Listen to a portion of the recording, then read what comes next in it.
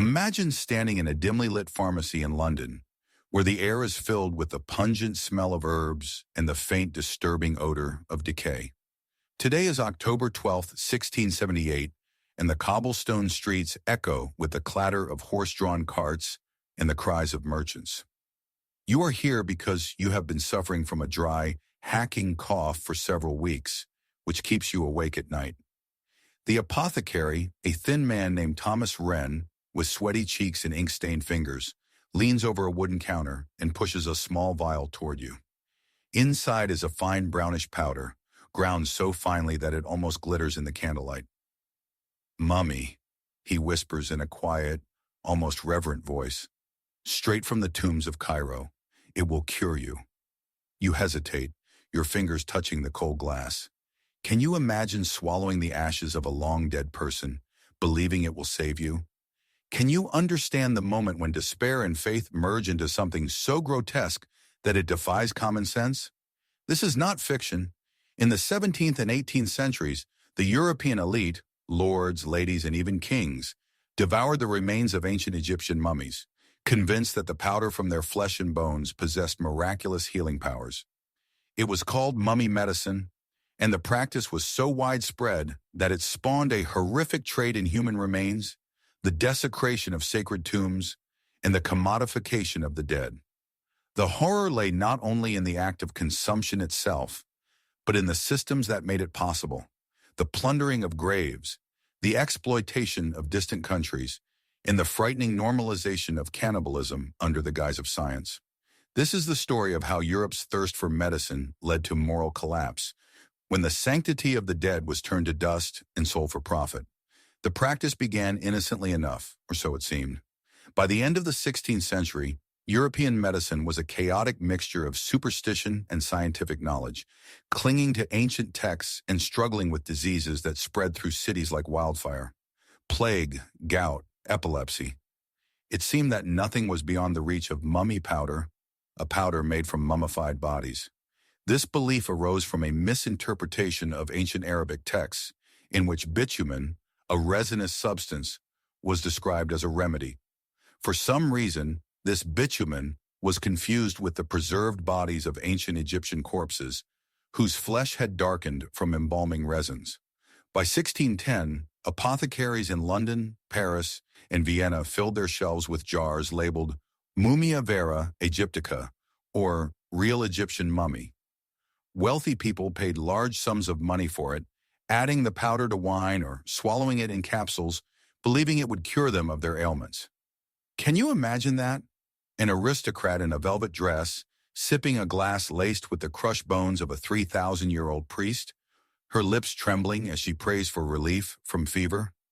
If this story intrigues you, if it gives you goosebumps or makes your heart ache at the desecration of the dead, subscribe to the channel.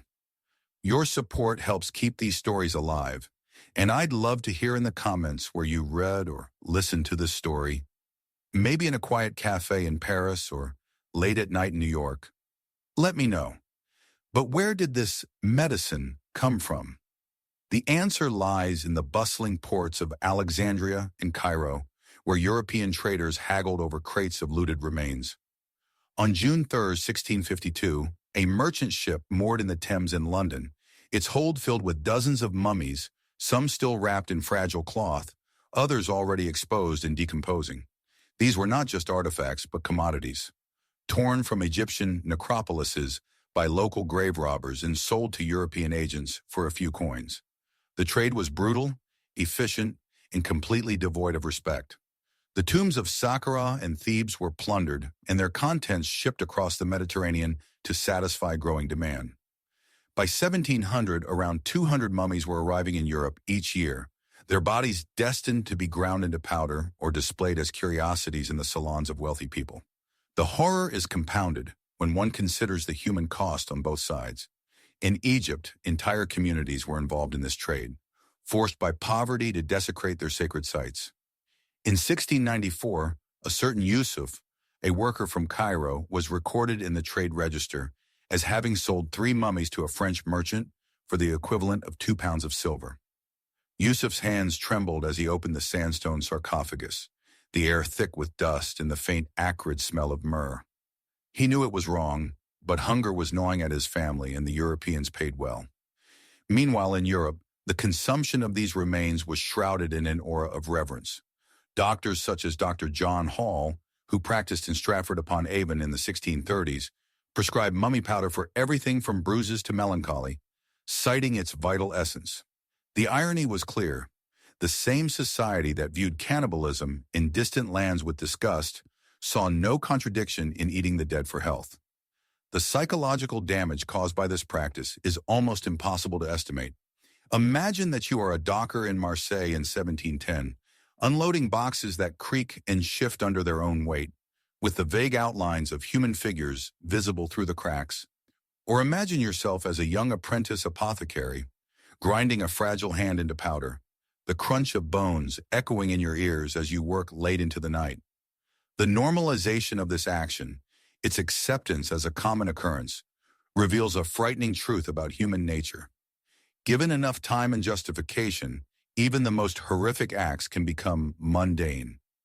By the mid-18th century, mummy powder was so widespread that it was sold in markets alongside saffron and cloves, and its origin was rarely questioned. However, not everyone was blind to this horror. In the 1723, London physician Dr. Samuel Hart published a scathing pamphlet condemning the trade and calling it a barbaric feast on the dead. His words went unheard. Demand for mummies only grew. The elite, desperate for cures, ignored the moral rot at the heart of their medicine. But rumors began to circulate, stories of mummies that were not ancient at all.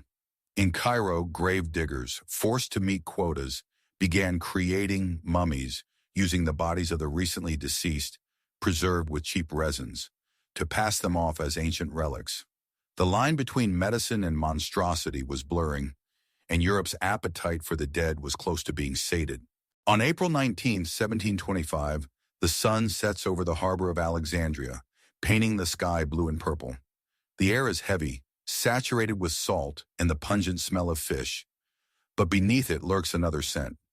Faint, musty, like old leather that has been lying in the sun for too long.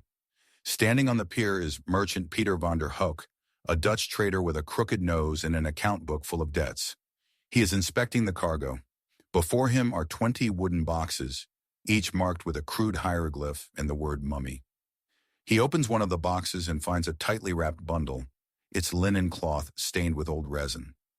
The body inside is small, barely 5 feet tall, its face hidden under tattered bandages. Peter does not flinch. He has seen hundreds like this. But when he lifts the box, there is a faint crackling sound from inside, like a twig breaking. He freezes, holding his breath. Did the body move? No, impossible. But the sound lingers in his head, a quiet warning that he has crossed a line. By the 1720s, the mummy trade had become a well-oiled machine, its tentacles stretching from the deserts of Egypt to the capitals of Europe. Demand for mummies had skyrocketed, fueled by a growing fascination with the exotic and a medical culture that valued the ancient over the modern. Apothecaries in Paris boasted of fresh mummies, as if the dead could be picked like fruit. In Vienna, rumors circulated that Empress Maria Theresa herself kept a vial of mummy powder in her chambers, a gift from a diplomat. The scale of the trade was staggering.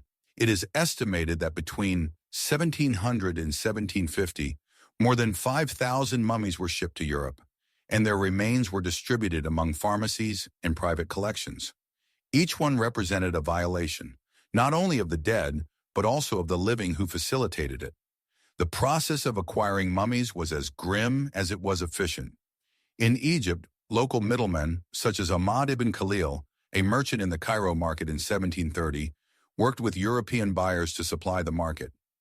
Ahmad's account book, preserved in a dusty archive, lists the transactions with frightening accuracy. 2 mummies, female, Thebes, 12 piastres. 1 mummy, male, Saqqara, 8 piastres.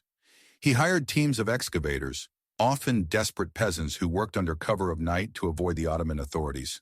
The work was exhausting, and the air in the tombs was thick with the smell of natron and decay. One of the excavators, a man named Mustafa, later told a traveler how he once found the mummy of a child whose tiny hands were still clutching a wooden toy. He cried as he handed it to Ahmad, knowing that it would be ground into powder for a tonic for European aristocrats. In Europe, the trade was no less ruthless. Merchants such as Peter von der Hoek worked in the gray market, where mummies were bought and sold alongside spices and silk.